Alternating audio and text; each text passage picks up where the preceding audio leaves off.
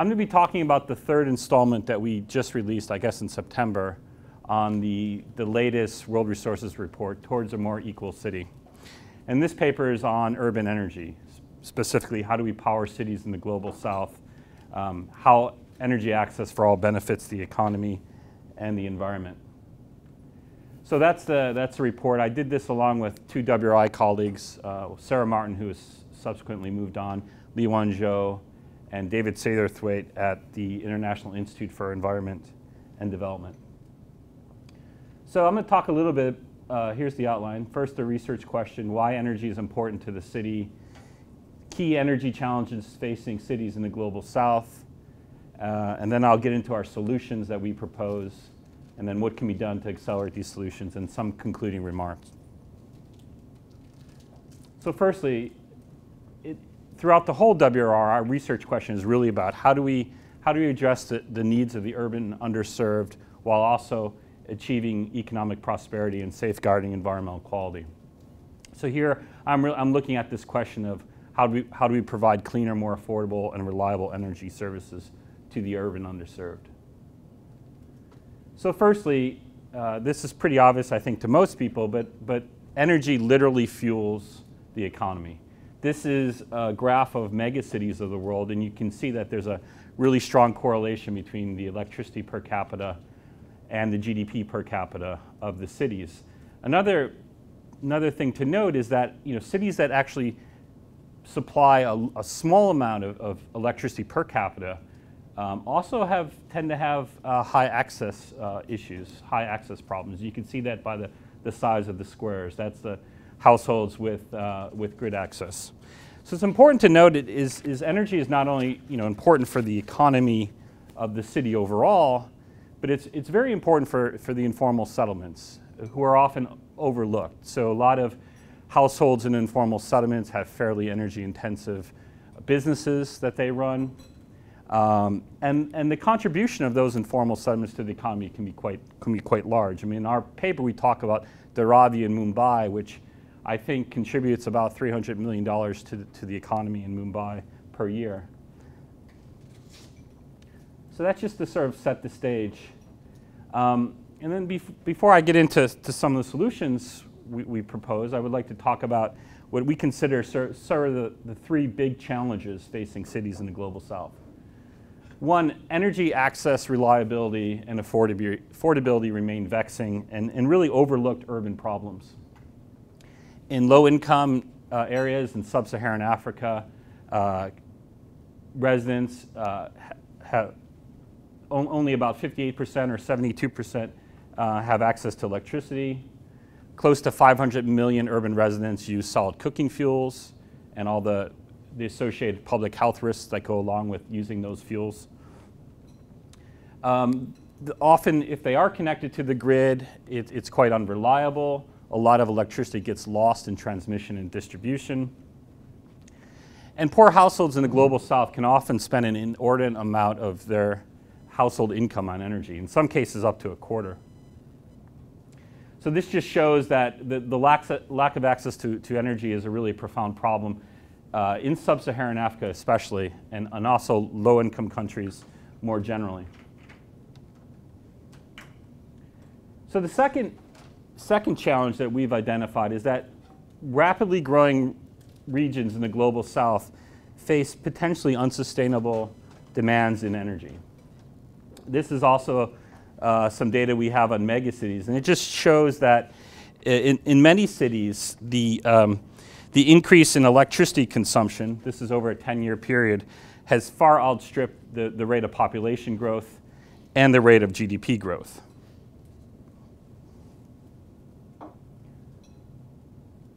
And then the third challenge, which is that rapidly growing regions in the global south really cannot replicate past models of development for a couple of reasons.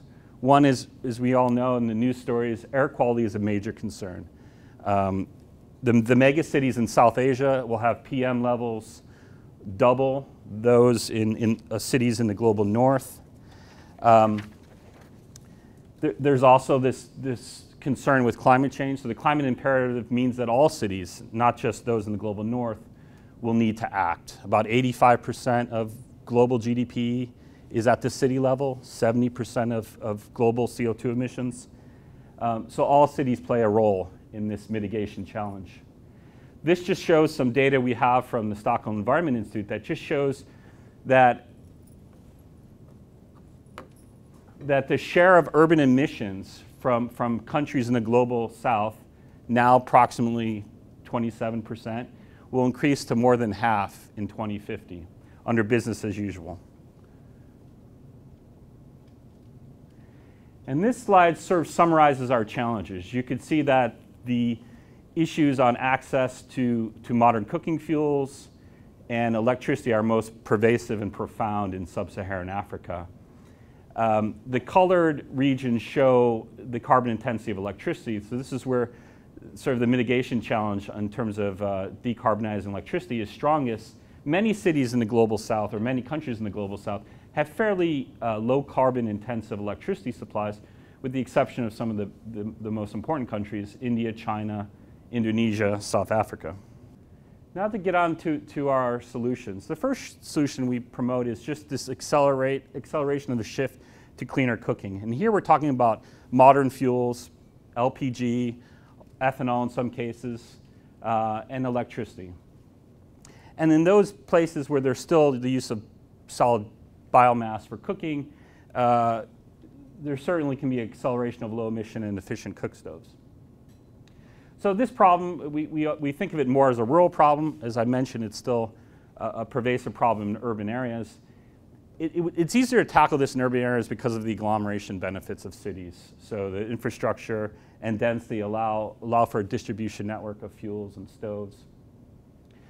So in terms of the benefits to the urban underserved, there is no energy intervention that has the greatest public health benefit than shifting away from solid cooking fuels like wood and charcoal.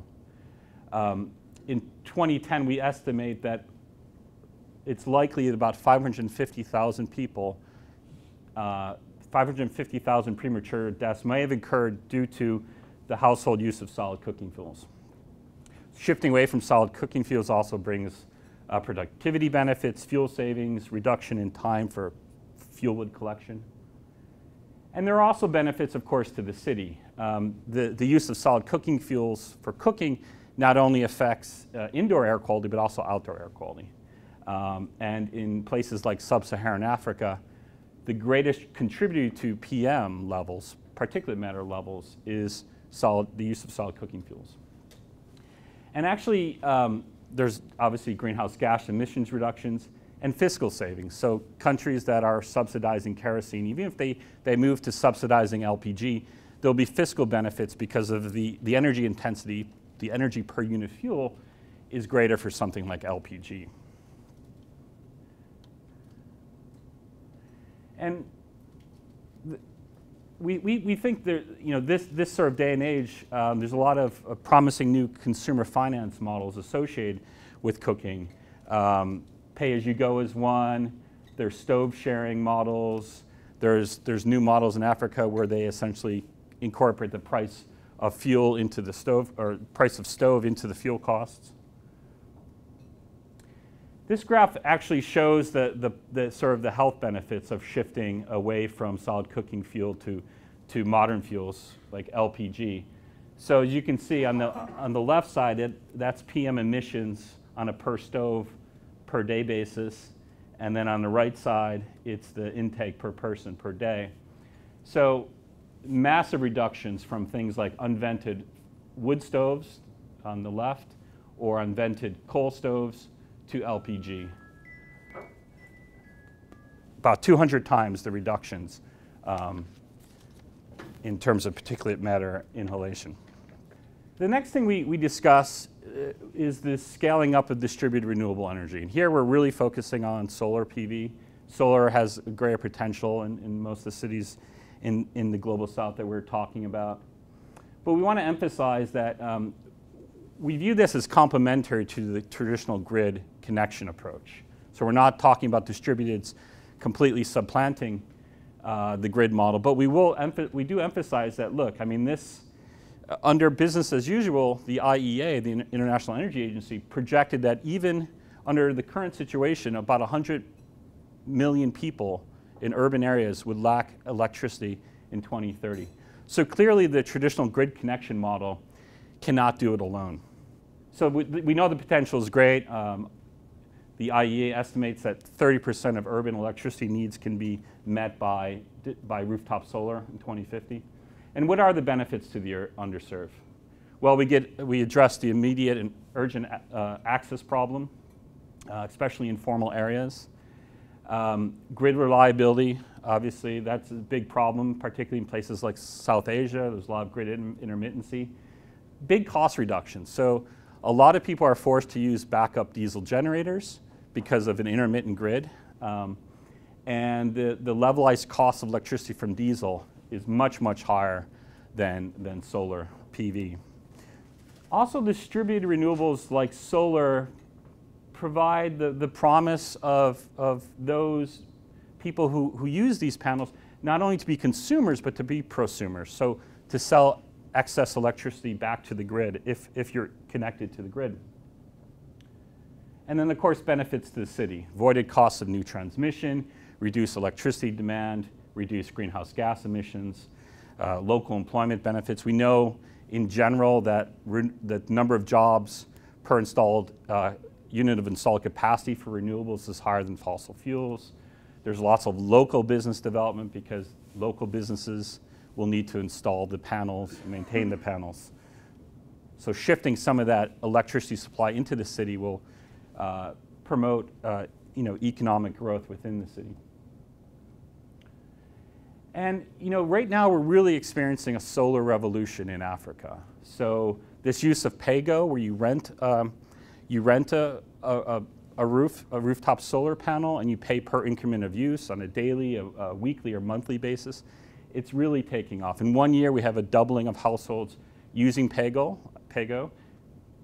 Much more common in rural areas, but we think it actually has a lot of promise, obviously, in urban areas as well.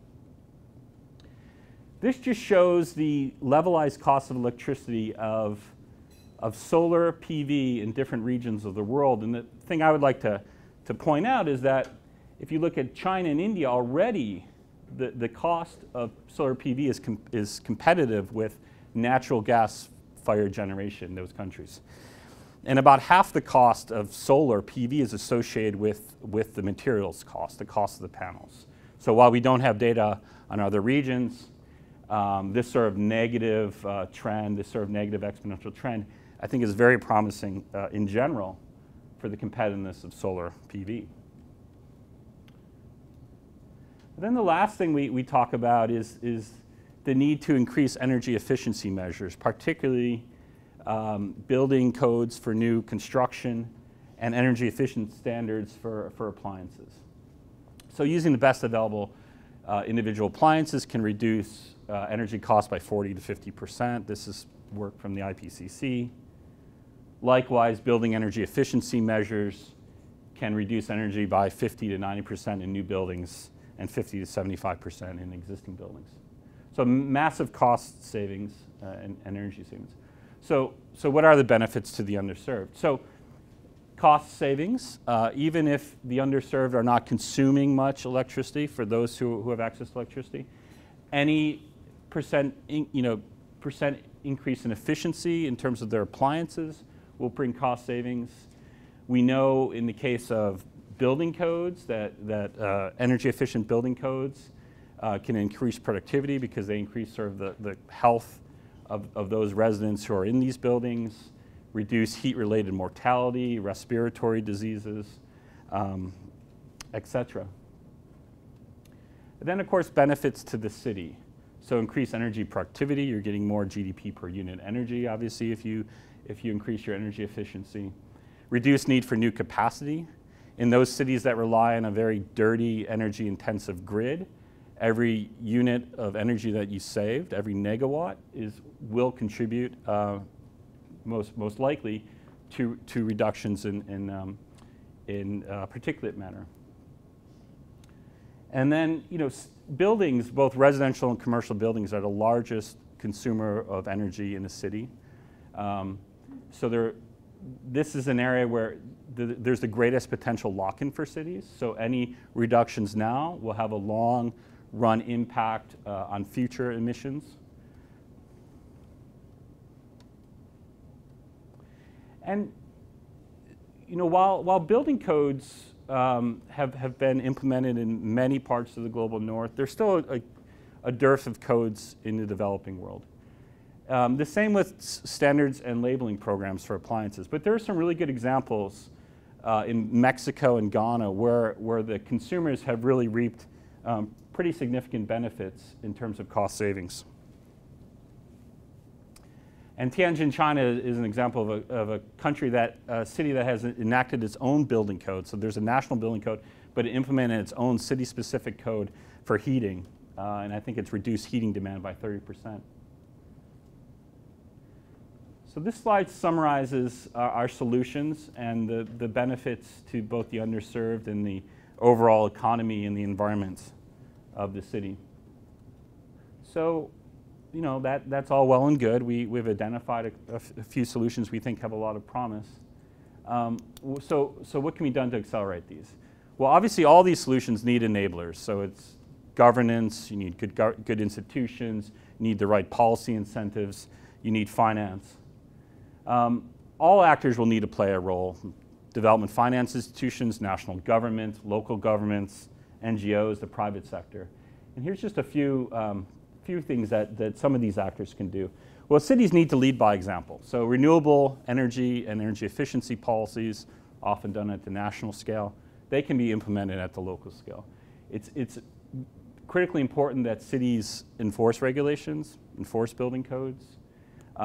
They make land available for renewable energy. They sort of lead by example. So they implement energy efficiency policies in municipal buildings. There's a large role for cities on community engagement and training. And national governments need to do a few things. I mean, one of the biggest is just to make sure that the right policies are in place. So reduction of fossil fuels or subsidies, target energy subsidies if needed to the poorest in the community. They need to have national renewable energy policies. Trade restrictions often hurt, so countries that have import restrictions on stoves and fuels, that will sort of retard some of the scaling up of clean cooking solutions. And there's a lot that DFIs can do. I mean, the solutions that we put forth in this paper are really essential for the Sustainable Development Goals. So Goal 7 on access to modern energy for all, and Goal 11 on inclusive, resilient cities. And I would assert that DFIs really have ignored some of these urban energy issues for a long time. And so, expanded finance would certainly help, particularly addressing the social costs, so addressing the externalities of energy use, particulate matter and CO2 emissions. And of course, the private sector has done a good job, particularly in the case of solar PV, on developing consumer finance models. We certainly need more of that because many of these technologies, what limits them is the high upfront costs. So if you can somehow address those high upfront costs, the continual operation costs might be low. In the case of, say, shifting from wood to or kerosene to LPG fuel, the annual operating cost would actually be lower, but the stove is much more expensive than a wood stove or a charcoal stove. And a few conclusions here. So first thing I would like to emphasize is that really cities have a large and essential role to play in providing clean, affordable, and reliable energy. We often think of electricity and energy as not really being the purview of cities. Only a minority of cities have a direct control over their electricity supply. But we would assert that actually cities have a really invaluable role to play. They're much closer to the citizens. And they can engage better with their needs. Two, we know that cities in the global south are already acting. It's quite clear. So there's commitment.